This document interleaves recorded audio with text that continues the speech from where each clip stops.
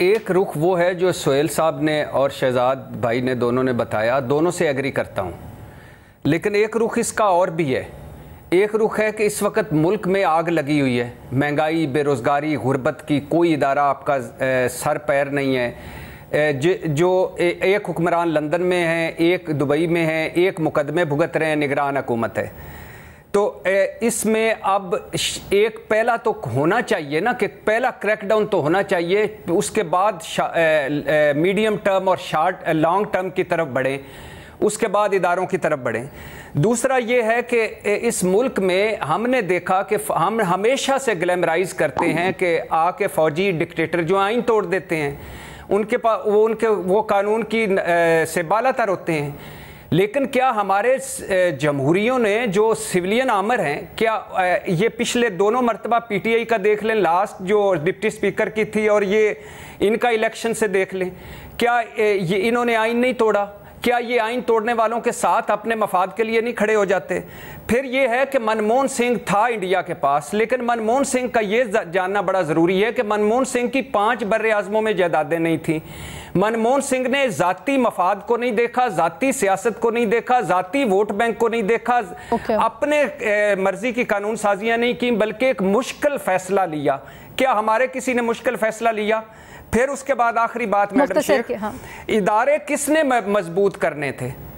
आप अपने आपके इनके अपनों के जो इदारे हैं वो मजबूत हैं कि नहीं, जो इनके ज़ाती बिजनेस हैं? फिर ये है कि अकाउंटेबिलिटी किसने करनी? ये तो खुद मुल्ज़म हैं इनके, ये तो खुद अपने पैसों का हिसाब नहीं दे सकते। इन्होंने अपने हर इदारे में अपना ज़ाती बंदा लाकर बिठा दिया और इदारे बर्बाद कर दिए। वो तो जो करप्शन से मुताल्लिक इल्जाम है, कुछ तो उसमें से हकीकत, हुकूमती खराजात किसने खत्म करने थे, और तबका अशराफिया को टैक्स नेट में किसने लाना था, और माफियाज को किसने? कुछ आपके सवालात बिल्कुल जायज साथ मिले हुए हैं। ठीक है ये तो ठीक है, कुछ आपके सवालात बिल्कुल जायज, मैं सोहेल साहब के पास लेके जाऊंगी। जी सोहेल साहब। गुजारिश है कि जो इरशाद भट्टी साहब फरमा रहे हैं, देखिए इंडिया के अंदर भी करप्शन है, और आपने वहां के वजीर आजमों को भी जेल जाते देखा है, और आपने ये भी देखा है कि वहां इसके बावजूद जो है वो सिस्टम चलता रहा।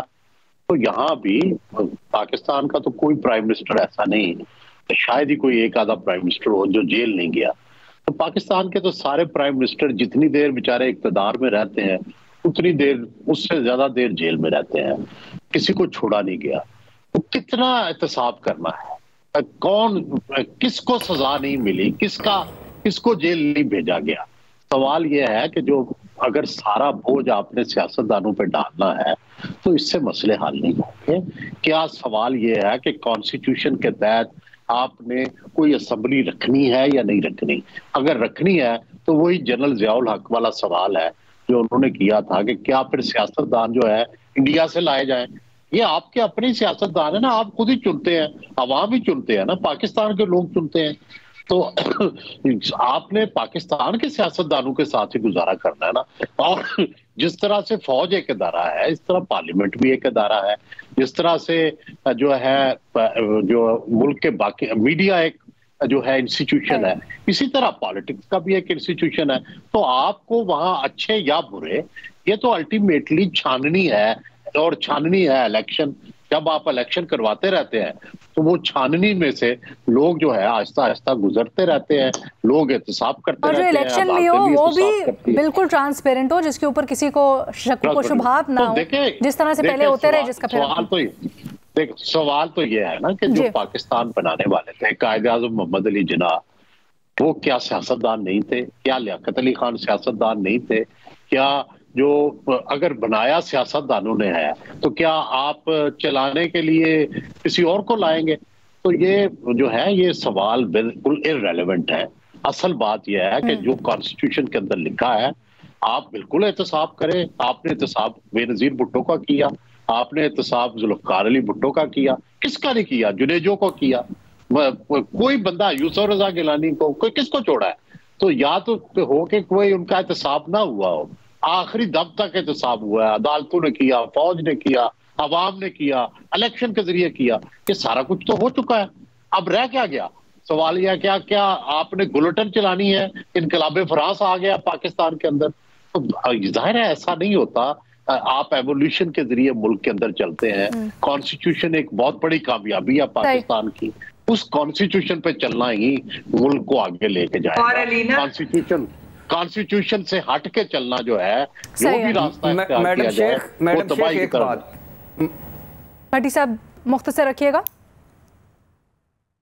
मैडम शेख इस आइन में कुछ ये जो आइन है जिसका हवाला दे रहे हैं, मुकद्दम पार्लियामेंट मुकद्दम मान लेते हैं, लेकिन इस आइन में मेरे भी कुछ हकूक थे।